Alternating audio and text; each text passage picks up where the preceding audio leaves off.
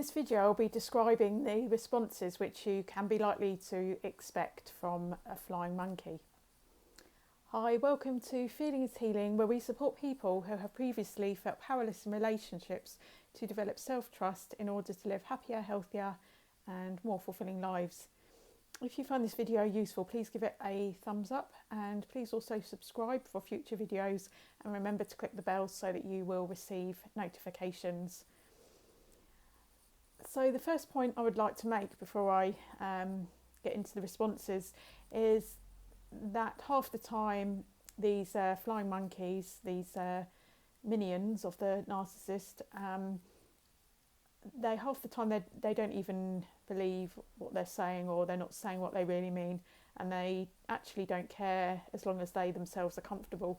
So what you might see is 1 minute they'll tell you that you're terrible person and everyone is better off without you, and then the next time you might bump into them and they might say hello to you as though you're their best friend, and then they might be complaining that you didn't stop and have a nice chat with them.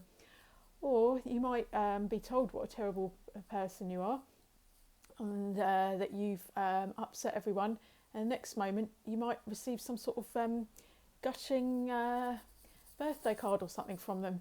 So what you can see here is it's all about their own agenda and what suits them at different times. It's actually nothing to do with you having done anything bad or wrong. So it's really important to grasp that, because if you're receiving all these messages from these flying monkeys once you've already been abused, it truly is devastating and heartbreaking. And helping to detach from that is really important from experience. So one response you might expect is that there are certain people who will jump on the opportunity to be able to tell you how awful you are. It's almost like they see this chance and they jump on it.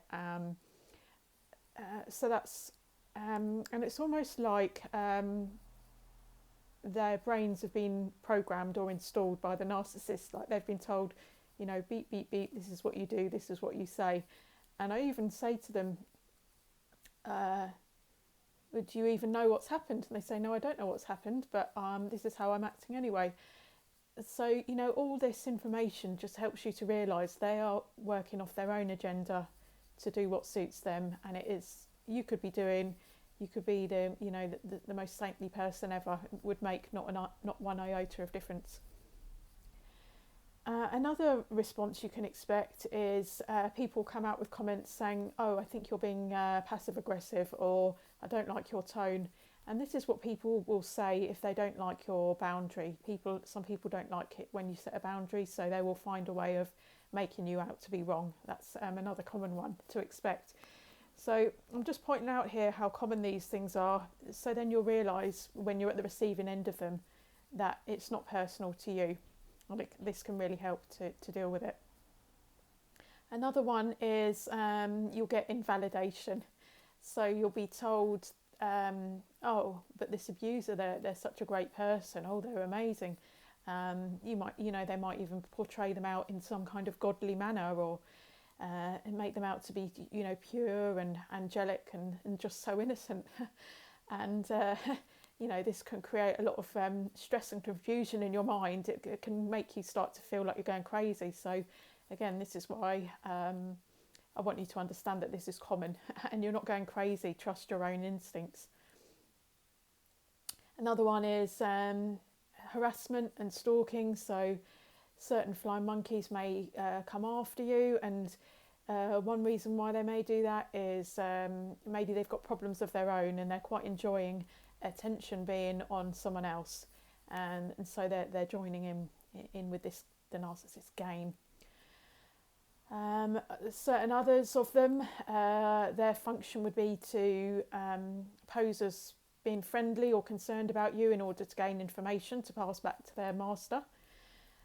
So you can see that these narcissists, they really have everyone, you know, everyone's got their role as long as they're serving the narcissist. So you can start to almost, if you want to feel anything about these people, feel kind of sorry for them, because it's quite kind of pathetic. They're living someone else's agenda purely just to feel comfortable, because they don't have the strength within themselves to have their own views, their own mind, their own life.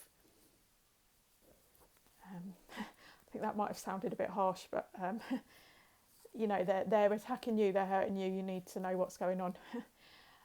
Others will suddenly blank you, and it's like you've suddenly ceased to exist to them, almost like you've grown two heads overnight, and they no longer want anything to do with you, and that is extremely painful as well.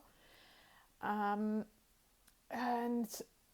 the others may act like they support you in a way, but then you'll see them carrying on being best of friends with the abusers. So in that kind of situation, it's very tempting, to want to align with this person, but you need to be careful, because are they really caring about you in the way that they say they are?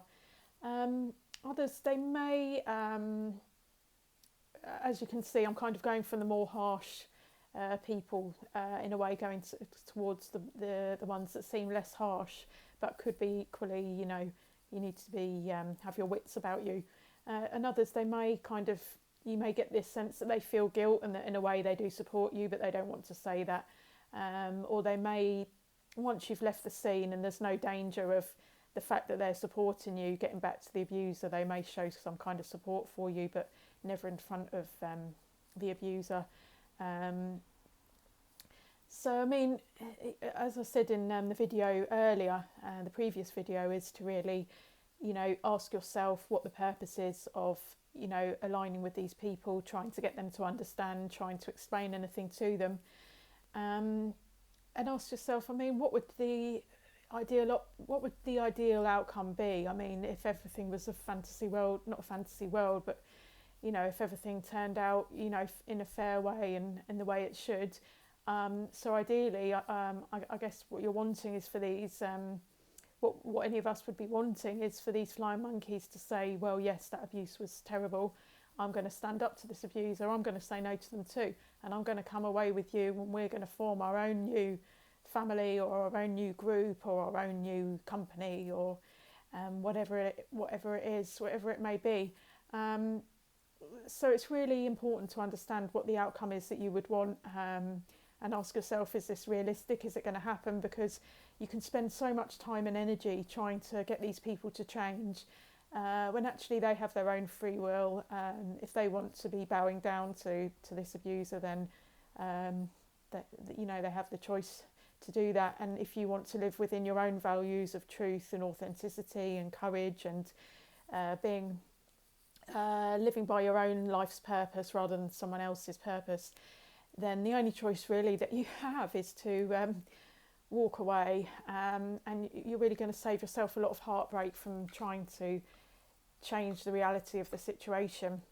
It just may be that you just don't belong with those people in that group, and it's going to be something that you have to grieve. And I'd just like to end the video as well by saying I find it very commonly that people say they feel guilty for being happy, or for saying that they're happy, and this is another thing which can come out of being around a narcissist, because the narcissist wants everyone else to be unhappy because it makes them feel good. So it helps to recognise that is a leftover from that dynamic. And I also want to say that for me, I was looking for inspiration. I wanted to see people who have been in my situation. I wanted to see stories of hope that there could be something better. So always remember that you doing well is an inspiration to others, and it can help any number of people that you come across or contact or touch, in some way within your life. And so really it can be a big grieving process, or it is a grieving process when you realise the true nature of these relationships with these people. So it's really important to hang on to that these experiences can shape you. They say your greatest fears can lead to your greatest breakthroughs. They can teach you things, as long as you decide that you want to learn from that and move forward into something better. I think I'll end on that note, that you can use these situations to evolve, although they do involve a lot of grieving as well. So I hope you found the video useful. I'd love to hear any topics that you'd like to be covered in future videos, so please write any comments that you have below, and I will speak to you soon.